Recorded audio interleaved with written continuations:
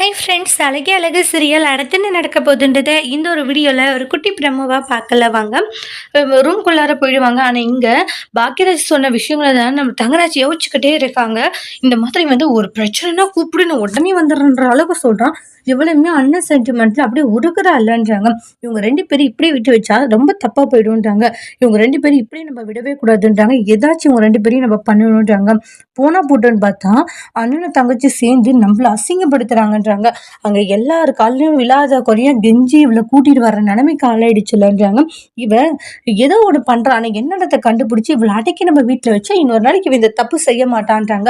போனா போட்டோம் இவளை விட்டு நம்ம இப்படி வைக்கிறோம் இல்லையா, அதனாலதான் திமிரு பிடிச்சிட்டு இப்படி பண்ணிக்கிட்டு இருக்கா இவ அப்படின்னு சொல்லிட்டு தங்கராஜ் வந்து நினைச்சிட்டு இருக்காங்க. ரேவதி இனிமேல் பார்த்த தங்கராஜ் வேற, இனி பார்க்க போற தங்கராஜே வேற அப்படின்ற மாதிரி தங்கராஜ் வந்து அவங்களுடைய மைண்ட்ல வந்து நினைச்சிட்டு இருக்காங்க. அதுக்கடுத்த வீட்டுக்கு வந்த உடனே அவங்களுடைய அண்ணனுக்கு கால் பண்றாங்க. அண்ணன் இந்த மாதிரி வந்துட்டோன்றாங்க. உங்ககிட்ட ஏதாச்சும் பிரச்சனை இது பண்ணாங்களாமா அப்படின்றாங்க. இல்லைன்னா எதுவும் பேசலன்றாங்க. ரேவதி எதுவா இருந்தாலுமே யோசிக்காம கால் பண்ணு சரியா, அண்ணன் நான் இருக்கேன்றாங்க. சரினான்றாங்க. அண்ணன் உன்னோட பேச்சை மீறி வந்தது உனக்கு எதனா கஷ்டமா இருக்கானன்றாங்க. நான் எல்லாத்தையும் யோசிச்சு தானே வந்தேன். அங்க இருக்கிறது அம்மா அப்பாவுக்கும் கஷ்டமா இருக்கா.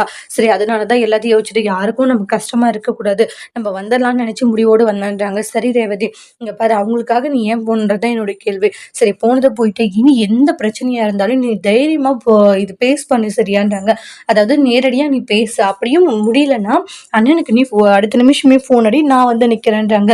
ஏன்னா ரேவதி நான் சொல்றது உனக்கு புரிஞ்சுதான்றாங்க. புரிஞ்சுதுன்றாங்க. அண்ணன் சொல்ற மாதிரி நடந்துக்கோன்னு இவங்க போன்ல பேசிட்டு இருக்கிறதெல்லாம் தங்கராஜ் வெளியே இருந்து கேட்டுட்டு ரொம்பவே கோவப்பட்டுக்கிட்டு இருக்காங்க. அதோட இந்த ப்ரமோவை முடிச்சிருக்காங்க. இனி வரக்கூடிய எபிசோட்ல என்ன மாதிரி ஒரு டோஸ்ட் வரப்போகுதுன்றத வெயிட் பண்ணி பார்க்கலாம். தேங்க்யூ.